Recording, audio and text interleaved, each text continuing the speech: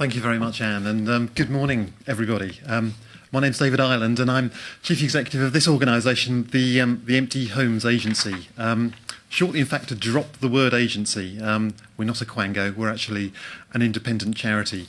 And our job really is to help people create homes out of empty property, and also campaign to do exactly as Anne has said, is these are homes. You know, if you can create a new home out of an empty property, actually for the people living there, that's just as valuable as building a new one. And I think sometimes that gets forgotten. The challenge I've really been asked to answer today is can the 750,000 empty homes which we have in this country be a source of social housing? And to that, I say an emphatic yes. Not only that, I think homes out of empty property can be a very cost-effective way of providing affordable housing, a very environmentally sustainable one, and also something which I want to concentrate on quite a lot this morning is actually a way in which you can start to rebuild and start to bind together communities in a very, very positive way. And I think that's something which sometimes gets overlooked, of the potential of this type of housing. Now I'm going to start in a rather dark and gloomy place. This road is actually in Liverpool. It's Tancred Road in the Anfield area of Liverpool, and you can see from this picture it's in a pretty sorry state. In fact, there's about 40 odd houses in Tancred Road, and when this photo was taken, all of them were empty. And as you can see, some of them are falling down. It's actually in a wider area in which, of the 5,000 houses which make up Anfield, about half of them are vacant. I could spend all morning talking about the whys and wherefores of how Anfield got into this state, but got into this state it did. And I just want to look at some of the reasons why we've got all those 750,000 empty properties, and let's start with this. I suppose the question is, would you want to live there?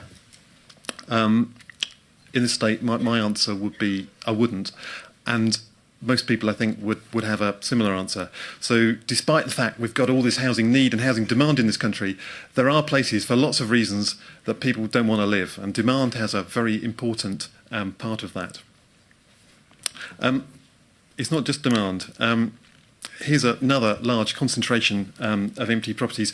This is the Ferrier Estate in Greenwich. It's part of a big regeneration scheme which will see the whole estate demolished and rebuilt. An estate built in the 1970s, and a problematic one, I think, from the start.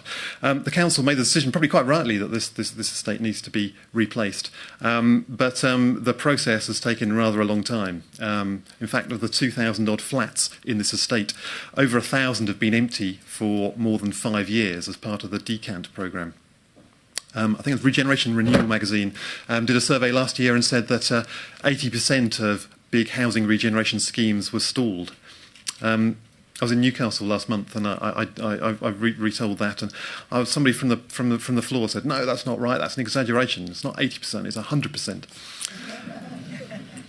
And certainly there are a lot of regeneration schemes. Most housing regeneration schemes that started in the era of boom have found it difficult to finance themselves in the same way. A lot of those were financed on the basis of selling those properties at the end and using the dividends from that to pay for the social housing. Now, as no doubt Trevor would say, actually, this estate is one that is being partially rescued by the HCA, and many are, many more are not. And I think this is just an extreme example of how the housing downturn has helped create more of a problem of empty homes in some parts of the country. And just a poignant thing, while I was walking around, I just saw this. This is in the Ferrier Estate. This is the impact of it. This is, there are 1,000 flats still occupied, but because the occupancy rate has gone down, it's not worth maintaining all of the infrastructure of the estate as it was, and one of the things is the playground. And yeah, I saw kids playing out on the street there. The kids still live in the Ferrier Estate, but it's not worth any more having a playground for them. And this is actually what happens, is once you start getting lots of empty properties, the area starts to deteriorate, and lots of things which we all expect and demand of our area and where we live are no longer viable and no longer worth keeping going. Here's another effect of the downturn. This is actually the quayside in Ipswich. And in Ipswich, they built a lot of flats on the quayside. In fact, over 1,000, of which 500 still lie empty at the moment. And you can see there's actually two blocks there, sort of two different problems. The furthest away one is just been abandoned. The demand had dropped to the extent that it wasn't really worth a developer carrying on. This has been abandoned at fairly early stages, but there are others which have been abandoned pretty near the completion point. They look from the outside like they're finished, but they've left them just short of completion, so they don't incur council tax on them. The nearer building has been completed, and some of the flats have been sold, but almost all of them are vacant. Some are vacant because they haven't been sold by the developer. Some are vacant because they've been sold, but actually the new owners, who are almost entirely buy-to-let owners and speculators, have not been able to get the kind of rent that they wanted for them, simply because there's too many flats in the area. And so they have kept them empty in the expectation that the market will at some point catch up. Now, there's three examples of rather large concentrations of empty properties. In fact, most are more like this. This house is actually in Sydenham, but it could be anywhere in the country. It's a house which has been empty a few months. I use this one because I happen to know the owner. He's called Mr. Rahman. He's not a bad guy. He's got a couple of houses like this, and this house became empty after the tenant left, and he found actually it was in too poor a condition to re-let. And he's never quite got round to reletting it. He will at some stage. He'll spend some money on it. But actually, in a small-scale way, Mr. Rahman's got the same problem that the Ferrier estate has, is he can't actually raise the money at the moment to get that property into a lettable condition. He will, and he'll get round to it, but it will take a little bit longer than any of us would have hoped. And in the meantime, that property, which could be housing a family, doesn't, and stays empty.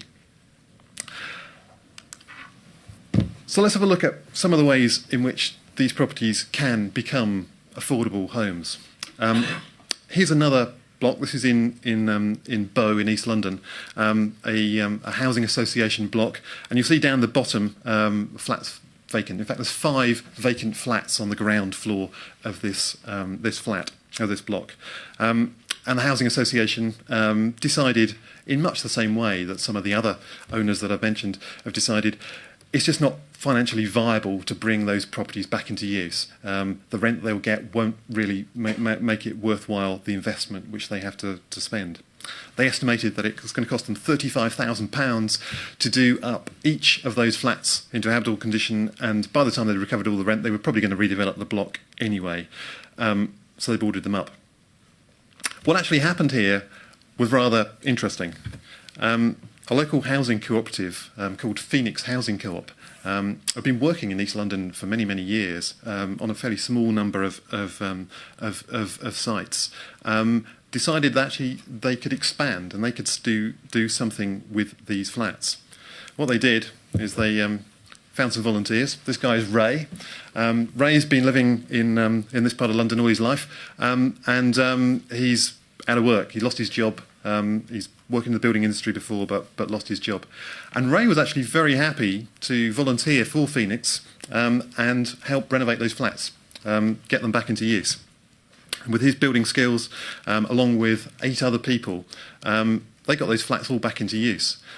Free labour because it was volunteers, and actually the mentality of let's see what we can, how cost effectively we can do this. What they actually did was bring those flats back into use for £20,000 for all 5 rather than $35,000 each. Now what's happened to Ray is that he's got back into work. He's got some experience again. He's got back into the swing of work, and Ray's actually found a job. So it's worked for him. For the other volunteers, they've gained a whole load of skills that they didn't have before, increasing their employment prospects as well. And for Sharon, the lady in the middle here, she's got herself a very nice new home. Sharon was homeless, not a priority homeless person, and so wasn't going to be picked up by the council in any permanent housing, but she's got something really nice with Phoenix Housing Co-op. And there's affordable housing out of empty property.